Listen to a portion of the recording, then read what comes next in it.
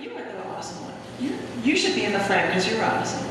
And you know what? If you ask some people, I posted up pictures of me every day. All right, ladies and gentlemen. Hey, hell yeah. Hell yeah. Somebody make sure they get this picture and send it to me so I can Instagram this. Oh my goodness, wait a minute. And I got the Ralph Lauren on. I like saying that, Ralph Lauren. I've known this woman a nice while now. I've had the privilege of performing at both places that she hosted. I want to say it was 5150 North Lincoln. Was that the address? 5115 maybe? Something, or very, very close, yeah. Somewhere around at the cafe first, yeah. Right. Then she hosted, she's not going to host Cafe Gallery. Now it's at 2020 North Oakland. North Oakland. Yep. Right? Yep. Right? Just awesome, man. I was built up for this introduction, and now I'm just sort of speechless. But I think this is what I said. I told you before, she's innovative. I'm going a step further. I think the work she did with the periodic tables was just genius. I really do. It's trend-setting. It's groundbreaking. She's a great host, and she's accommodating as well. So much so sometimes she has to cut people off if they go too long, but she welcomes you. You come in running in. I mean, just a wonderful person. Enough of the thing, my friend, wonderful poet, Janet Kuypers, ladies and gentlemen. Thank you. The reason why I have this studio frame is because I have been doing, I've been doing poems for every element in the periodic table. I don't know what made me decide to start doing this, but I have, and I finished it. I've got them all done, can you believe it? Especially all the ones that you don't know anything about. You have to write a poem about it, so you come up with something. But what I've got in this set of poems I was going to read for you, and I will say, I've got all of the ones I'm going to read in this chapbook. I believe there are people there, and there is a feature there. If somebody would like an extra chapbook, if you would like to pass it to anybody who would want it, it's my last one. It's like, she's like, me. Or you can also get it downloadable free as a PDF file, but you just don't get it in print, I'm sorry. But the reason why I have this goofy old frame is because that thing was called Visionaties Behind the Stars, and that's because a lot of the elements that I'm working on right now are ones that they don't know anything about, and they're ones that are synthesized elements, and a lot of the things I'm writing about are things about the people that they are named after, and so I'm highlighting those people and the whole stories that were behind that, or the locations, or that kind of thing. So that's the reason why I have that frame, so just that you're aware. This first one is, I'm going to tell you the numbers, 106 in the periodic table, and it is Seaborgium. I've always loved the sea. When standing at these Pacific shores, I'm always intoxicated by the action there, the vibrancy, the sense of life. I'm always drawn to the ideas of learning, to California's desire to explore and discover. There was a scientist, Glenn Seaborg, who later worked through the U of C Berkeley. And when it came to discovery in California, Seaborg really had a hold on the chemistry market, because during his career, he did theoretical work in the development of the actinide series. You know, some of them are broken apart. Well, you know, some of them are the actinide series. And he worked on the development of the actinide series in the periodic table, and he even helped discover 10 elements, many of those in that actinide series. But one element that wasn't in the actinide series that he helped discover, element 106, that was the element that people petitioned to be named after him, you know, because of all that he had discovered for the periodic table. But scientists in Dubna, Russia, also were wanting to claim the naming rights for element 106. And naming an element after Seaborg caused quite a stir. Because, you know, you can't actually, elements are only named after dead people, they all said. But the Americans actually pulled it off, and they got this new element named Seaborgium. Trace uranium elements like Seaborgium are only artificially made with particle accelerators. And I know those scientists, after finding elements that way, only acquire 1 or 2 atoms, so they can only guess the element's properties by their location in their periodic table. I mean, seaborgium's isotopes have half-lives of only like seconds long, and there's no use we know of for seaborgium other than scientific research. Kind of like scientists like Seaborg or Albert Jursto, or the leader of that seaborgium discovery team. But after the element was named seaborgium, and since seaborgium is the only element named after a living person, it may have been possible to send Glenn Seaborg a letter addressed in chemical elements. Send it to Seaborgium in Laurentium for his Laurentium Berkeley lab in the city of Berkeley in the state of California, and if that letter is going to be mailed from outside the U.S., in the country of Americium. I don't know if any letters like this actually got through to him, but for a man with that many discoveries under his belt, sending letters to him using only periodic table elements almost seems like icing on the cake. Periodic table.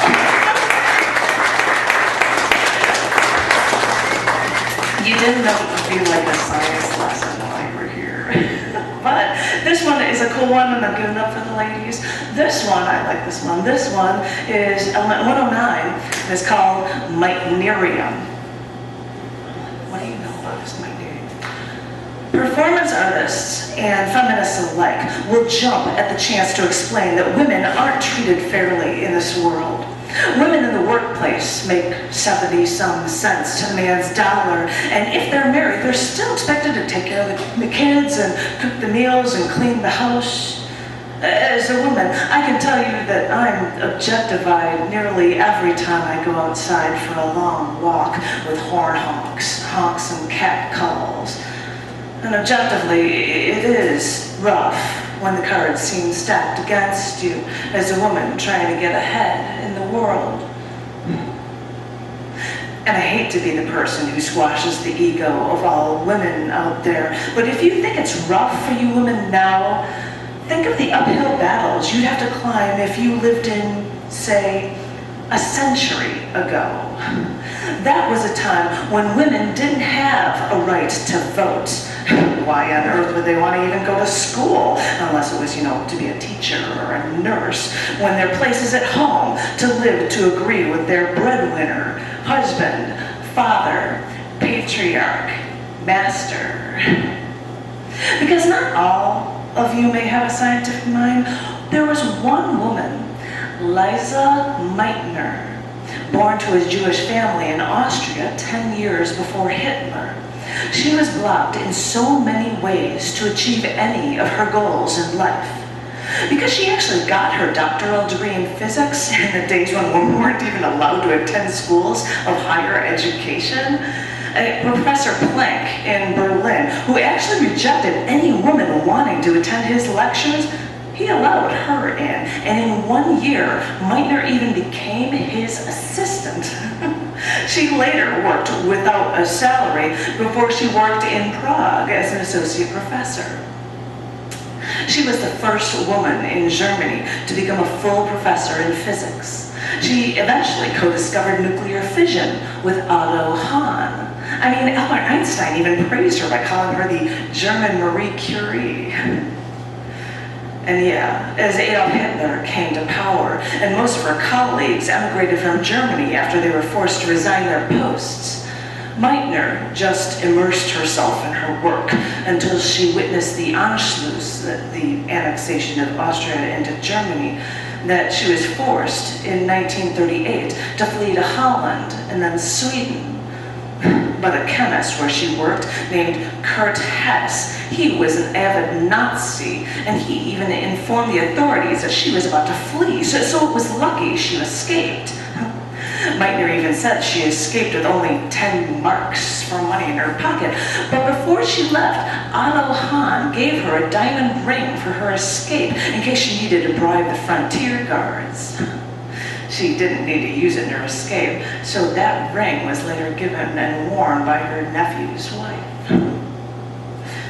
But after her assistance with nuclear fission, she didn't want to think of this used as a weapon, and she even refused to offer to work on the Manhattan Project.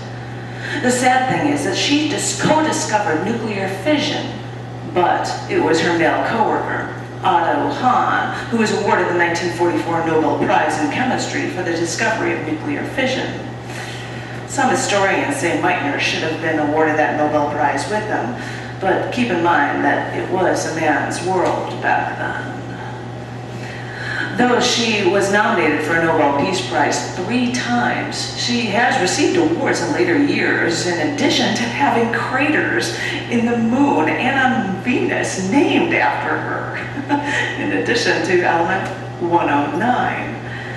And yeah, element 109, meitnerium, is a highly radioactive synthetic element. Its radioactivity makes me think of that nuclear fission she co-discovered with Otto Hahn.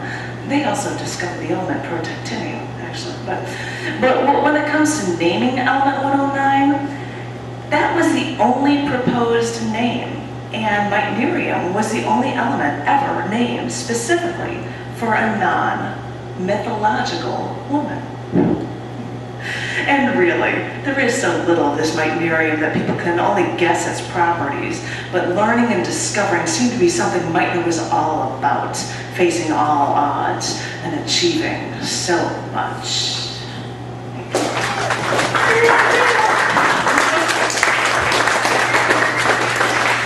I think I am going to ask my husband to dance with me on this one, because I'd like to start this with a song that we actually danced to for our wedding. So I'm going to be cheesy and ask you to come up and dance. And that means I'm going to have to sing it too. Uh-oh. Are you ready, darling? Will you dance with me, sir? All right. Should I be up here, or should I? We'll just be close. The streets of town were paved with stars. It was such a romantic affair. And as we kissed and said goodnight, a nightingale sang in Berkeley Square. A nightingale sang in Berkeley Square. Berkeley. Berkeley. Because on the other side of the pond, the British have a different way of saying things, like the Anglo-Irish physicist George Berkeley. That's Berkeley, like you're barking up the wrong tree. But when a city and university in California was named after this philosopher, well, the pronunciation changed after across the ocean from Berkeley to, and because the scientists worked done at the University of Berkeley, they decided to name element 79 after the university. And it's actually the only one of 2 elements in the periodic table actually named after a university. So I don't really know how you're supposed to pronounce it. Should I say Berkeleyum, like the States, or the British Berkelium? Because I've been trying to learn a thing or two about Berkeleyum. And the thing is, it's never found in its pure form, because this transuranic radioactive and artificially produced element is a soft, silvery white actinide metal that sometimes has long half-lives through its isotopes that range from microseconds to several days to 330 days to 9 years to 1,380 years. So maybe I'm only meant to learn about parts of this element by these fleeting dances that I once had, like scientists have with Berkeley.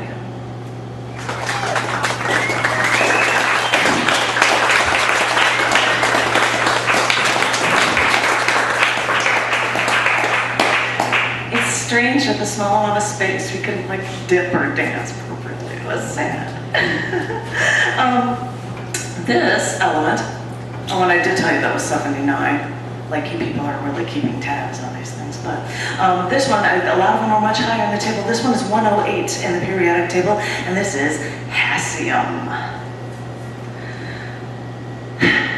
Hassium is a periodic table element that was discovered in 1984.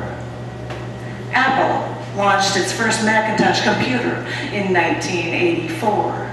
That's also the same year the first planet outside of our solar system was discovered.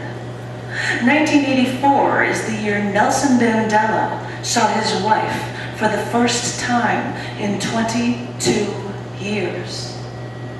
It's the same year Walter Payton achieved the most rushing yards, and the year Michael Jackson's hair was set on fire taping a Pepsi commercial. It was the year McDonald's sold its 50 billionth hamburger. Then again, it's also the same year vegetarian Fred Rogers, you know, from Mr. Rogers' Neighborhood, the same year he donated his red sweater to the Smithsonian. Although it had existed for decades, 1984 is the year the AIDS virus was technically identified. Don't get Orwellian on me, but it was a busy year, 1984.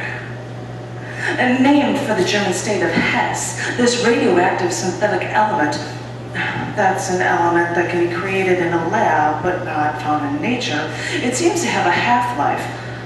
That's the time it takes for something to fall to half of its value because of radioactive decay. It has a half-life of only seconds. But give the scientists some credit. There have only been a little over 100 atoms of this transactinide element hassium synthesized to date. I know the Russian scientists in Dubna tried to synthesize this element in 1978, but Darmstadt scientists in Germany, they got it together in 1984. So, another radioactive synthetic element, so what, is probably what you're thinking right now. And yeah, when it comes to its apparent only value for scientific research, you're probably right. But still, check out this one cool sounding fact point about element 108. According to calculations, 108 is a proton magic number, which means that it is the number of protons that will arrange into a complete shell in an atomic nucleus. And it's the proton magic number for deformed nuclei. That means nuclei that are far from spherical. That means the nuclei of like hassium-270 may be a deformed doubly magic nucleus. Okay, it's more science stuff, but it's cool to think that an isotope of hassium can still have a fully arranged nuclear shell in its atom while still remaining deformed and look totally out of sync. It makes sense for a radioactive element that we created. It makes sense that it's a little off base, but still somehow together. So I guess it's kind of cool that we were able to create an element on the earth-shaking year of 1984, and that we make something so off-kilter, but somehow still perfectly in balance, considering everything it can potentially do if we ever make enough of this radioactive stuff. Great idea.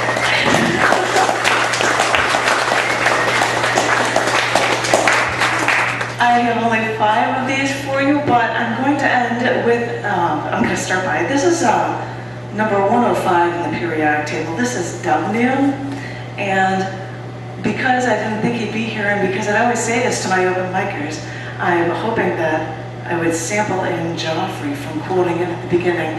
This is Joffrey Stewart that you're going to hear, but this is WDB 105.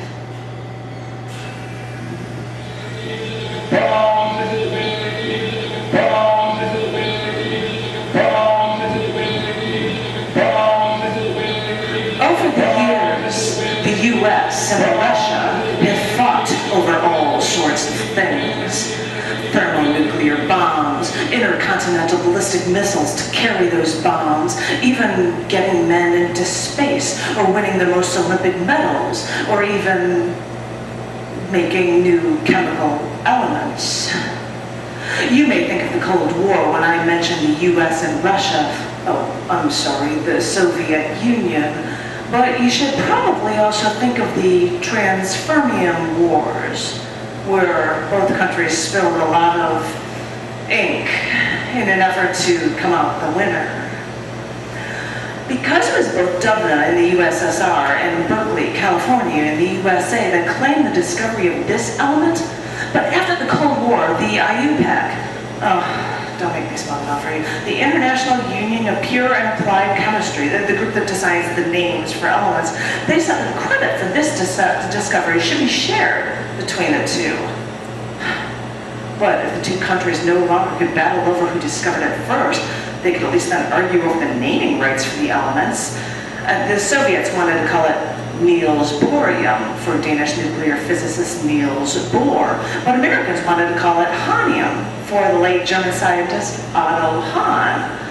So American and Western Europeans started calling the element Hahnium, while the Soviet Union and Eastern Bloc countries went on calling it Niels Bohrium. So the IUPAC gave the name Unmilpentium 105 UMP as a temporary name. Though the two countries still disagreed over the naming of this new element, the IUPAC then decided on dubnium to honor the Russian discovery location. I think the only reason it got to be named after Dubna is because America had so many elements already named for them, like berkelium, californium, americium, and if the elements are around 105, rutherfordium and seaborgium were US, dubnium can have a little have this element to offset all those American discoveries. So, yeah, even after all these decades of competition and mistrust, a third party had to come in repeatedly to try to settle our squabbles, kind of like the UN. But now that we've got the name figured out for element 105, maybe now we can learn about dubnium, right? So I did a little research, and lo and behold, scientists haven't been able to figure this element out either. Melting point? Unknown. Boiling point? Unknown. Density? Unknown. I guess that's what we get for battling with the Soviet Union, well, or eventually later Russia, to try to create a highly radioactive metal that doesn't even occur in nature. Only a few atoms have ever been made, so I guess our creation is for scientific research only. But wait a minute. We just created a radioactive element. Should we worry if this spreads that we might turn into a radioactive planet? Will our progenitors be a radioactive species? Well, that might sound like a thrill for a comic book guy, but dubnium is so unstable that it would decompose so quickly that it would never affect humans. And because of dubnium's half-life, it's only a half-minute long. That's short, by the way. There's no point in even worrying about its effects on the environment either. So, I'm afraid, sorry, comic book guy, but this won't turn us into a radioactive people or kill us by radiation. Maybe the United States and Russia once worked on trying to blow each other up with nuclear bombs and missiles, but when it came to the dubnium battles and the transfermium wars, maybe, for once, we were both trying to work at the same time on creating something for science that will only help us learn.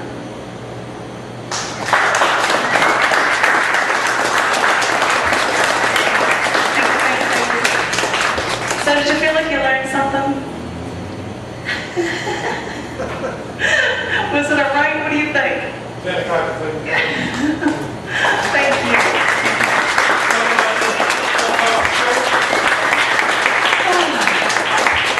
I learned poetry from Mike, and he was saying it is called Cafe Gallery, and it is a gallery cabaret. It's every other Wednesday. Next Wednesday we're off. The next one is September 24th. It is the only one that's going to be from 9 to 11. We're usually from 7 to 9. Buddha 309 is the feature.